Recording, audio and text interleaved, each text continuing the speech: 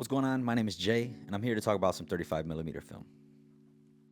The film I'm going to be talking about today is a film from Ilford called Ortho 80. I came across this film when I walked into my lab where I get my film developed. I was actually looking to shoot some ISO 50D from Cinestill, but when I was having a conversation with the guy at the counter, he kind of recommended me to check out this one film called Ortho 80.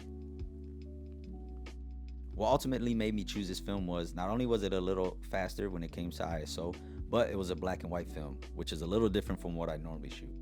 So I ended up getting this film and I threw it in my Canonet QL17 Giii I.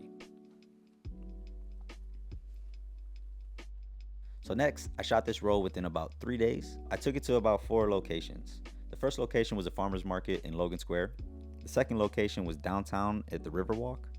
The third location was in Humboldt Park, checking out some softball games. And then the fourth time was when I was over doing some softball games myself, and it was a little later in the evening. Before I talk about my experience with the film, here's a little more background of Ilford Ortho 80.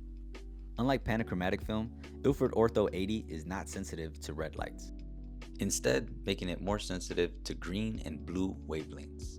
It's also rated at 80 ISO, making it a slower speed, but the trade-off is that you end up getting finer grain with that.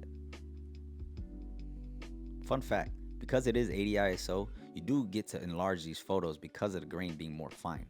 That is a nice little trade-off because it is a slower speed and you do have to tend to shoot it in brighter conditions.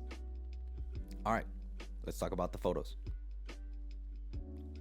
So when I was shooting at the farmer's market, what I really enjoyed was the fact that there was a lot of people around. I really got to get the sense of trying to blend in with the street photography aspect that I was going for.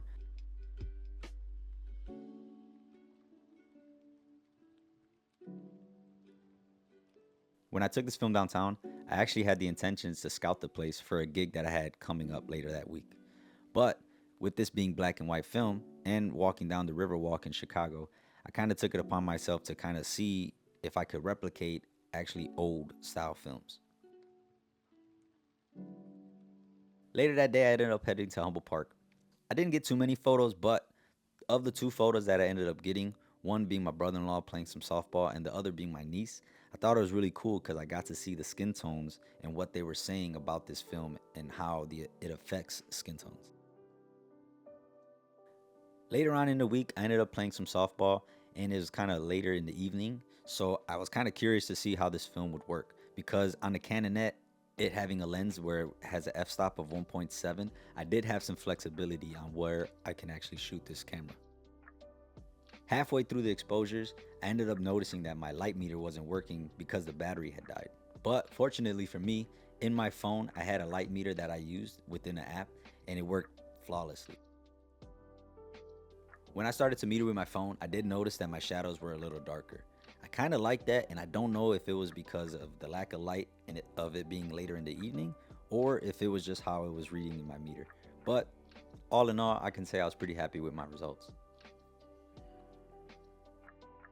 That about wraps up my experience using the Ilford Ortho 80 on my Canonet QL17.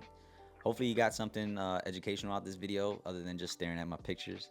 Let me know what you think in the comments. Till then, keep creating, keep taking pictures, and I'll see you in the next one. Peace.